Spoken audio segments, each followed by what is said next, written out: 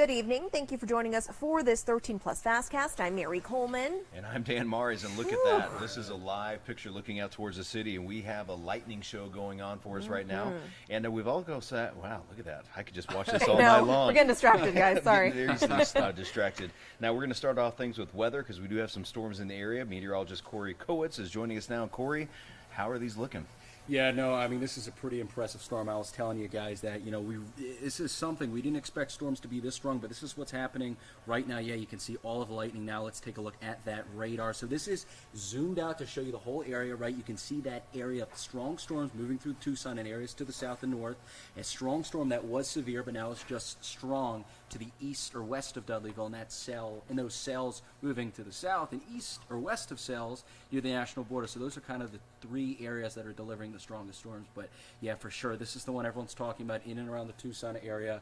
We just had that severe thunderstorm warning lifted to the south of the area, but still to the north, guys. This is producing 60-mile-per-hour winds and an inch hail. But I mean, just look at this. Look at this complex of showers and storms, and look how quickly out ahead of it stuff develops. I mean, look at Sahuarita. You think you're in the clear, and you think maybe you got an hour or so to get to these storms, but look, they're just forming out ahead. That just means that we're seeing outflow boundaries, guys, and storms are just being triggered out ahead of it. We're also dealing with flood issues. So we had at flood warning, so that polygon you see, that's a little bit bigger, and that's a little bit to the left or to the west of Tanque Verde. That is the original flood warning we had from that severe warning cell that dropped inch worth of hail through the area, and now they're getting another severe storm delivering heavy rain and indicated hail as well, gusty winds as well.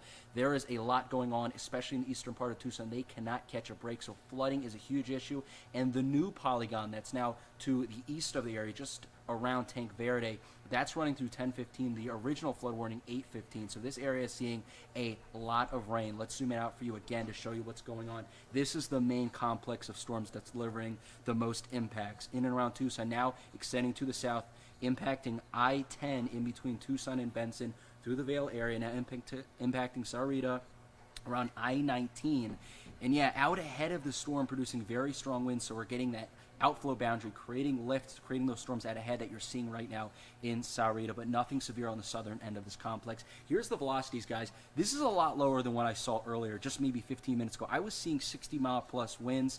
You see those reds that get a little bit more orangey and bright. That's when you're getting in the 40, 50, maybe close to 60-mile-per-hour range, and these are changing by the second, and this is out ahead of the storm, headed towards places like Amado, and southern portions of Pima County into Santa Cruz, moving to the south and west. Let's go to Tucson now. Let's talk about the rain. So those two blobs right there, let's just say they're about 2 inches. Yeah, there comes 2 inches, one in Tanque Verde, and just to the west of that, towards Midtown, getting 2 inches. So a lot of this, think about 2 inches, okay, that's a lot of rain, but guys, this is coming in like 30 minutes or an hour. So that's why it's triggering these flash flood warnings, coming in very quickly, right?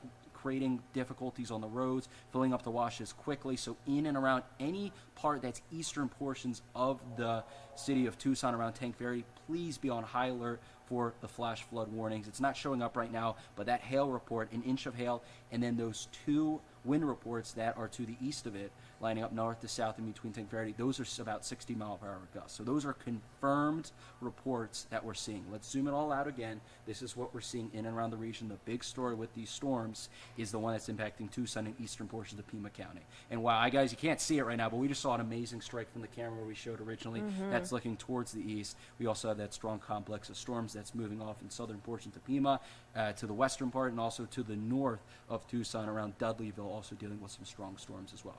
So guys, flash flood warning.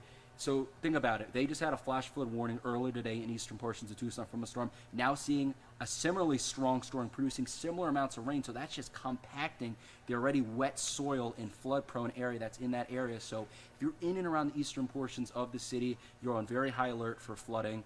In the flash flood warning, what it means is that flooding is happening or it's going too soon. So you have to take action by moving to higher ground and turn around. Don't drown, guys.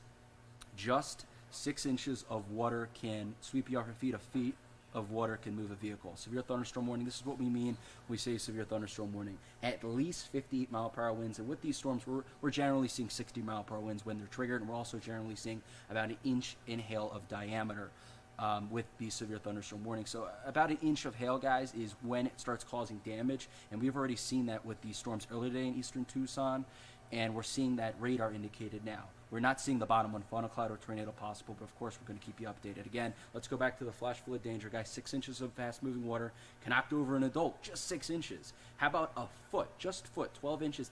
That can carry away a small car. So just a foot, guys. And how about a 1.5 to 2 feet can move larger vehicles? So a lot of times you're looking at these roads, not only does it not take a lot of depth of the water, but a lot of times they're just deeper than you think. So guys, just turn around, don't drown. Very dangerous situation, possibly ongoing for eastern portions of Tucson. Let's take you through the future radar. Okay, so about 9 o'clock, you should start to see a lot of this clear out of the area, mostly in areas to the west. But yeah, they're still going to be happening, but the intensity of these cells will really diminish with this projection, right? More turning into showers.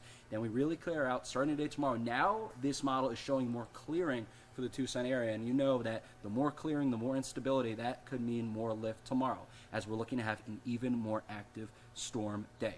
Really gets going around 1, 2 o'clock with those projected storms.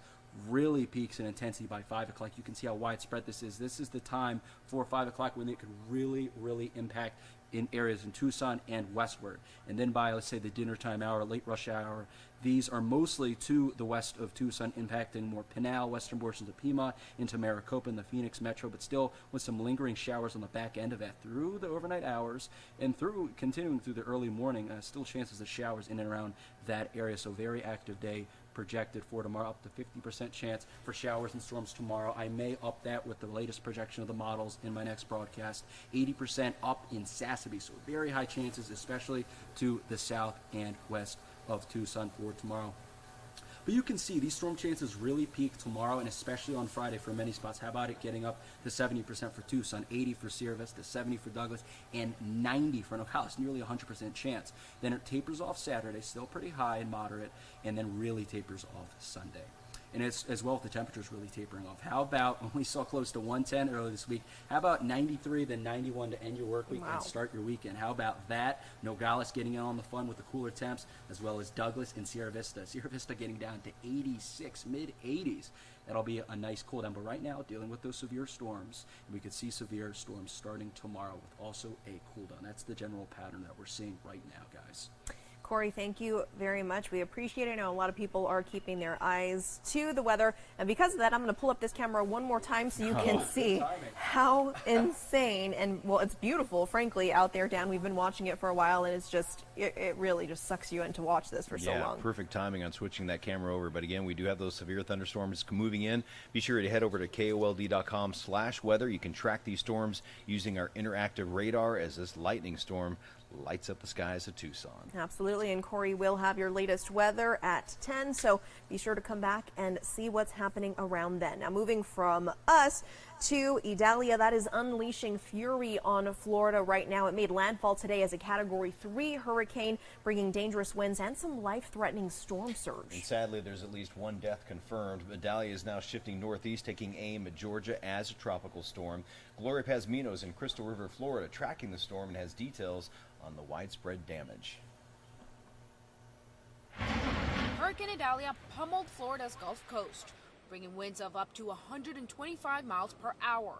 The gusts strong enough to topple trees by this house in Perry, Florida. No!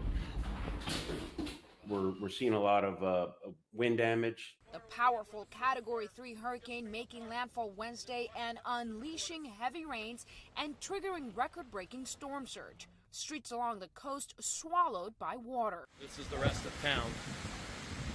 It's water for as far as you can see. Hundreds of thousands of homes are without power in Georgia and Florida, and the widespread flooding forcing major highways like US 19 in Citrus County to close. This road is shut down in major portions in my county right now due to the storm surge that we're seeing. Several thousand homes along the coast in Pasco County now underwater. We have water at least 18 inches or higher that have gone into these homes. Idalia turned northeast to Georgia as a Category 1 hurricane and then a tropical storm, unleashing heavy rains and strong winds. All of Georgia is now under a state of emergency. It's a dangerous storm. People need to prepare.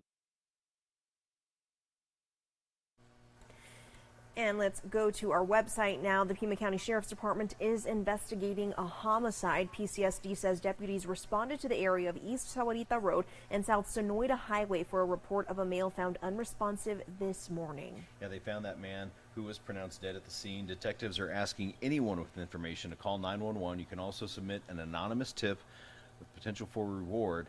You can call 88 Crime. For that, you can remain anonymous. Yes. And to some lighter news now, Dan. A Tucson tradition for more than 30 years has had some pretty scary times of its own, but organizers of Nightfall at Old Tucson say they're bringing back what people really want. Yeah, scares. A lot of people upset about last year, so that's about to change this year. 13 News reporter J.D. Wallace has more from Old Tucson after witnessing a bit of theater with today's big announcement. Who said that?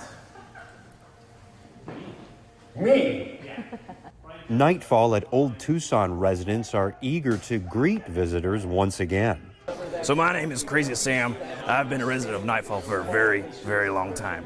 Old Tucson management says it's bringing back the classics in Nightfall Resurrected, and the actors playing them, such as Caden Gamblin as Crazy Sam, have deep roots here also. My dad was a stuntman out here in the early 2000s, the late 90s, so I kind of grew up watching all these stunt actors do their thing. It's a dream job to get to create an experience like this. Creative director Ken Corpy says this year will have more places for terror, and guests can interact with actors to affect where the action goes. Melding the world of immersive theater with Nightfall, the scary Halloween event. It's very possible. We just have to lean into the scares more. Last year, we did not have enough scares, and we need them. With more than 250 employees, 65 of them scare actors who are all local, Old Tucson General Manager Tony Sanders says they have hired the most employees ever for Nightfall and says there will be more to come. We're also growing and we're expanding. And we have lots of things that will come down the road for Old Tucson itself, new events coming, new activities. Since he says about half the traffic to Nightfall has been from Phoenix, it brings plenty of outside revenue to Tucson, which is promising for local actors who work here year-round. So it really is beneficial for people in town that are trying to work and people like me that want to pursue acting and stunts in a film career. This is a great introduction to that, and it's great for the economy here in Tucson. It's great to be back.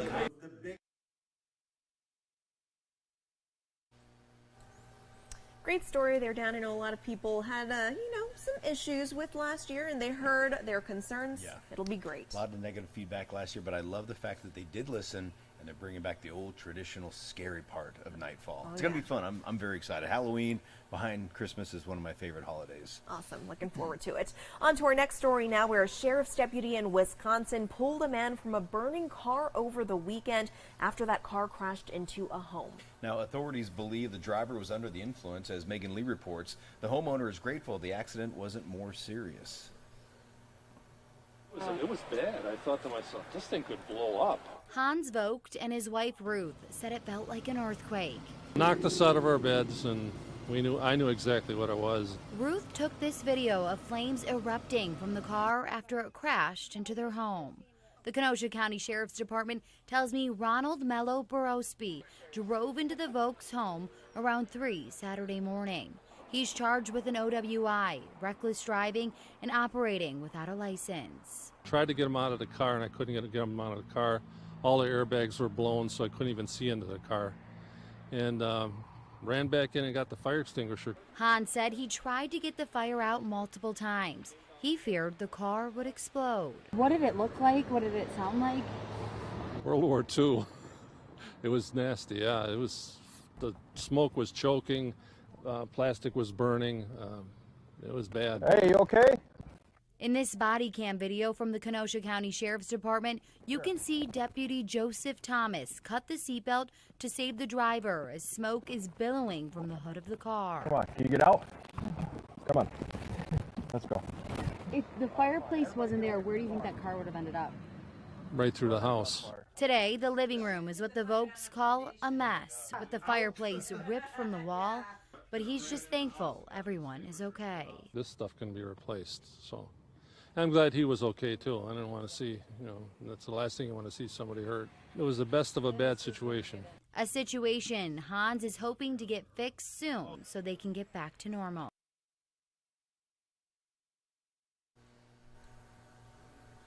And to another story, the question is, are you traveling this holiday weekend? I know a lot of people are, and you're asked to pack your patience because crowds are expected at airports and on those busy roadways. Yeah, according to AAA, more people are traveling over this holiday compared to last year. In today's Consumer Watch, Jen Sullivan has a look at what you can expect. If you're heading out of town over the long Labor Day weekend, travel experts say expect busy airports, packed roads, and long lines to get to your holiday destination. There's reason to expect that Labor Day will look very similar to pre-pandemic, if not higher. And according to a AAA forecast, Labor Day weekend travel will be up 4% over last year domestically. And while that's notable, experts say it's the increase in international bookings for Labor Day weekend that's jaw-dropping. Those bookings are up 44% over 2022. Travel expert Scott Kai says it may be because people are feeling safer to travel abroad. This is the first summer that they felt comfortable doing so, and we have essentially 3 years of pent-up demand for international travel. The TSA says Friday will be the biggest in terms of the number of passengers. It comes as Hurricane Idalia disrupts flights, triggering hundreds of cancellations and delays, and forcing at least 2 airports to shut down operations. Safety is paramount, and we have to ensure that we're protecting our employees and airport infrastructure that could be damaged by wind or water. Meanwhile, for people hitting the road, gas prices are slightly less than they were at the same time last year. As of Wednesday afternoon, the national gas price average was $3.82, about 5 cents less than last year. For Consumer Watch, I'm Jen Sullivan. All right, we're going to leave you with yet another live look. We just can't get enough of this light show. It might have come down a little bit, but, you know, there's still a lot going on out there. Dan, there it is. Spoke too soon, but we will take it. A lot of people have been already sending pictures in, Dan. I know you've kind of seen some of those come in as well. So if you guys see anything cool, please send it our way. We would love to see your videos and photos. Were a couple of outages last time we checked, so hopefully all of that gets restored pretty soon. And again, as a reminder, you can go to KOLD.com/weather. There's a live interactive radar, so you can zoom into your neighborhood. Oh, look at that. Especially as these storms move in closer to the metro area. They're still off to the north and east of us, northeast and east of us. And also, if you don't have it yet, we do have a mobile weather app as well. So you can download that on your phone. I use it all the time when we have this kind of weather moving into our area. Absolutely. Stay safe out there. We'll see you in a couple of hours on 13 News live at 10.